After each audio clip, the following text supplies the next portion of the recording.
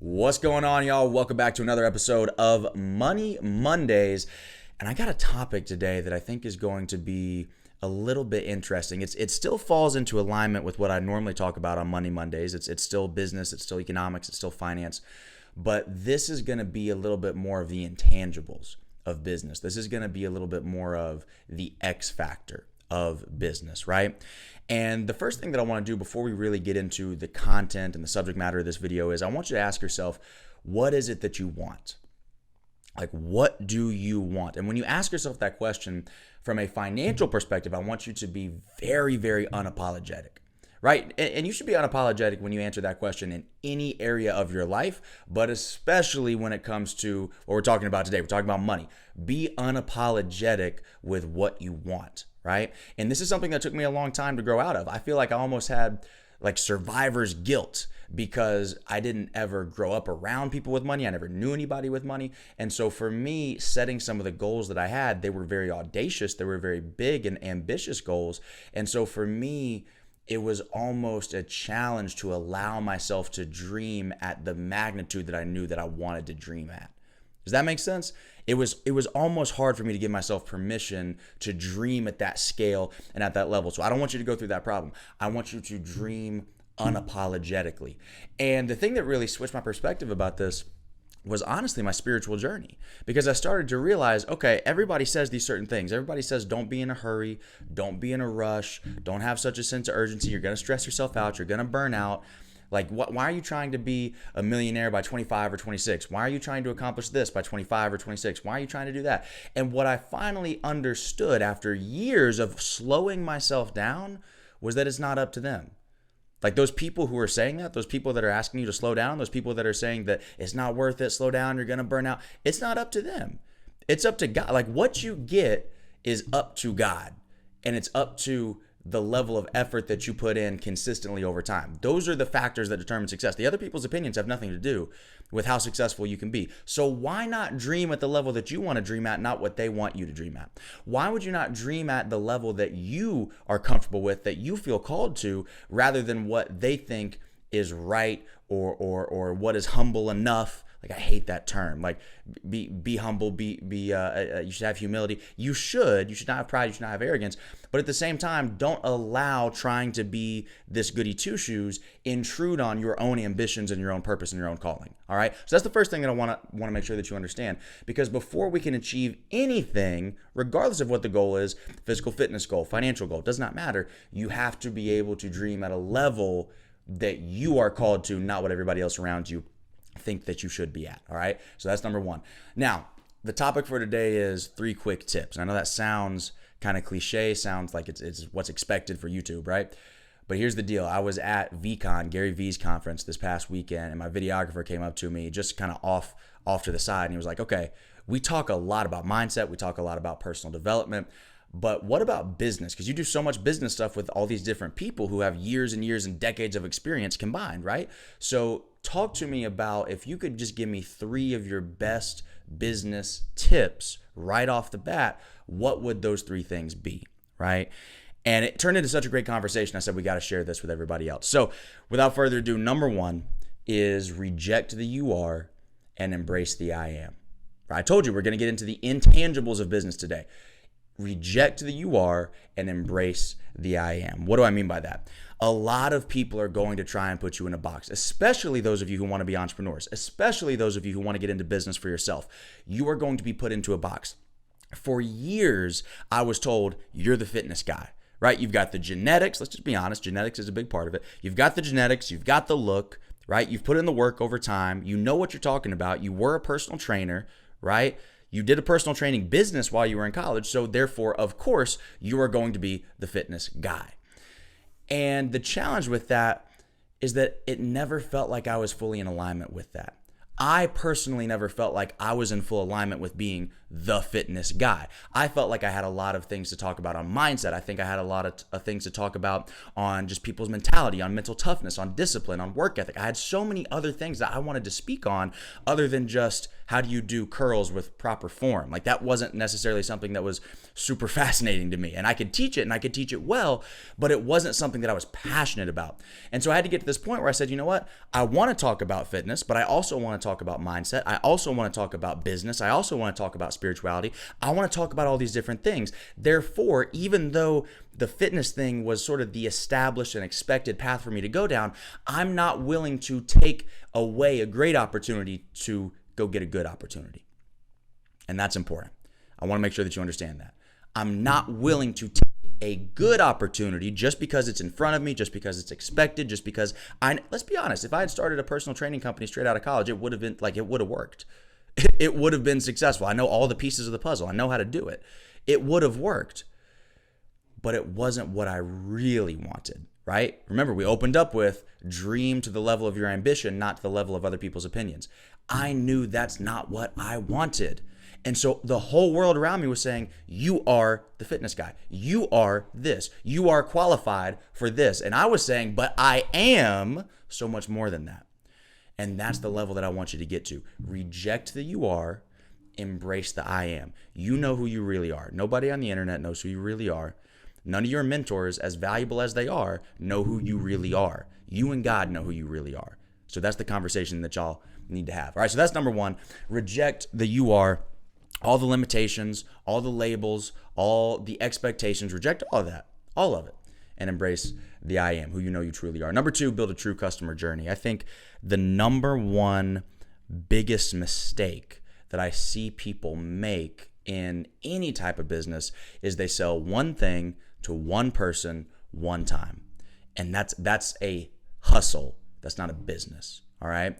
You got to get out of that, selling one thing to one person one time. What do I mean by that? If you go buy a car, all right, and this is like super, super relevant for me because I just bought a car a couple of weeks ago. If you go and buy a car, of course, it's a big hit at the time of the purchase. You've got either a cash payment or you've got the down payment plus the financing, but you know what you're getting yourself into as soon as you sign on the dotted line to buy the car. That's purchase number one.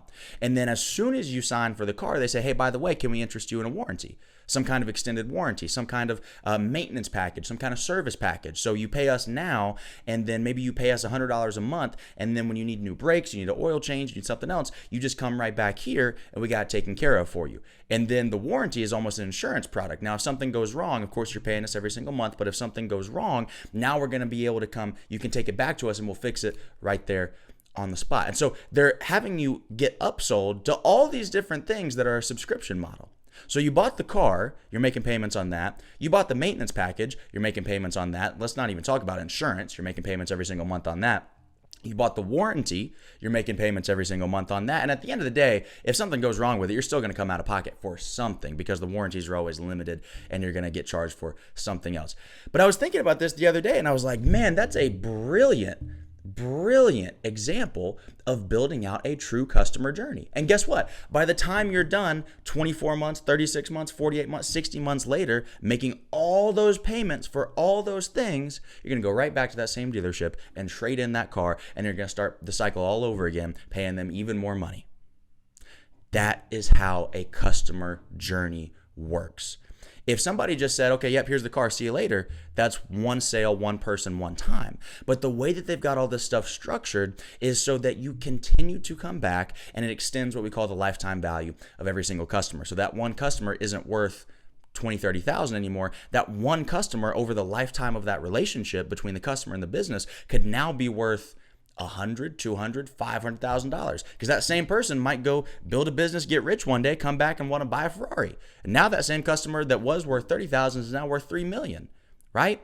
So whatever business you're in, I don't care if it's physical products, I don't care if it's coaching, I don't care. It does not matter what it is. You've got to get to a point where you're building customer journeys and you're being intentional about the process that you lead your customers through rather than simply selling one thing, one person, one time. That's a hustle. And the challenge with that, by the way, is it never stops. If you want your lifestyle to remain the same, if you want your business to continue to grow, you have to constantly be selling and then fulfilling on the work, and it's just an operational nightmare. So the number one mistake that I see is people just selling stuff and not building a customer journey, and that's the second quick tip that I have for you in terms of business. Last but not least, y'all, get the basics right. That's it. Get the basics right. I promise you, If you are able to do the basics better than 90% of other people, you will have a bank account that looks better than 90% of other people. Matter of fact, if you go to the gym, I know this is a Money Monday, but still, if you go to the gym and you do the basics better than 90% of people, you will be in better shape than 90% of people. It's not about doing the things that are super advanced or super difficult or super challenging for you to do.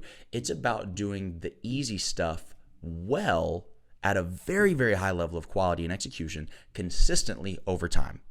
That's the game. I can't give too many details on this one because it involves ET, but we just closed what will turn into be a multiple six-figure deal, literally just because I followed up.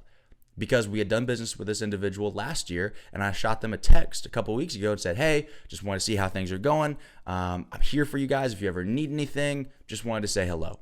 They text me back, say, hey, actually, we've got this thing coming up. Let's see if we can work something out. And that one text is going to turn into a multiple six-figure deal, all from follow-up. And the amount of people who are in business, and let's not even talk business, who are in business, who are in the gym, who are in a relationship, whatever it is that you are focused on right now in your life, the amount of people that are doing things and they see what other people do at a high level and they want to copy that instead of just doing the basics that they've been doing for the last 20 years and doing it well consistently over time and not stopping, those are the people who will win over time, right? That same individual that I reached out to via text that deal came from, that was somebody who we actually had some challenges in the last deal that we did, and we went so far above and beyond to make sure that their experience was still phenomenal, that they still had a great experience, that they still left feeling good about working with us.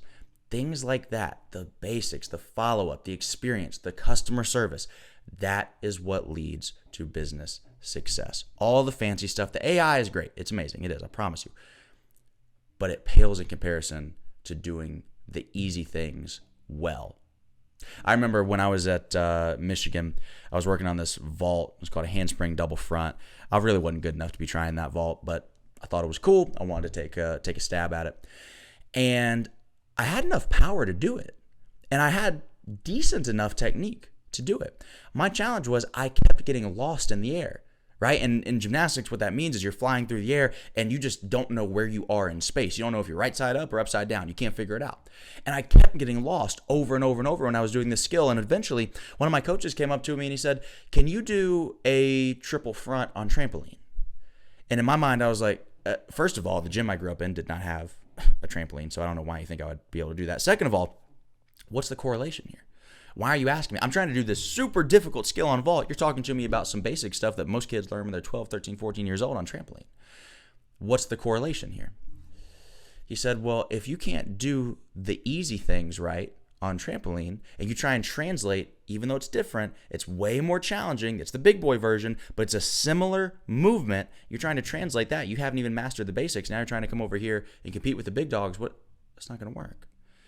So no matter what it is that you're doing in life, identify what those basic building blocks, what's the foundation of it, and then just knock those out of the park. And I promise you everything else will come in due time. And when it does come, it will come more easily and more naturally than you ever thought possible.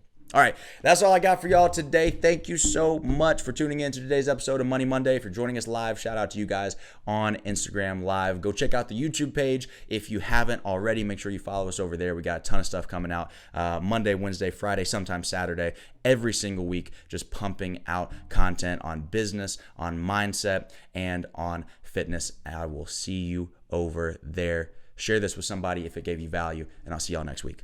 Peace.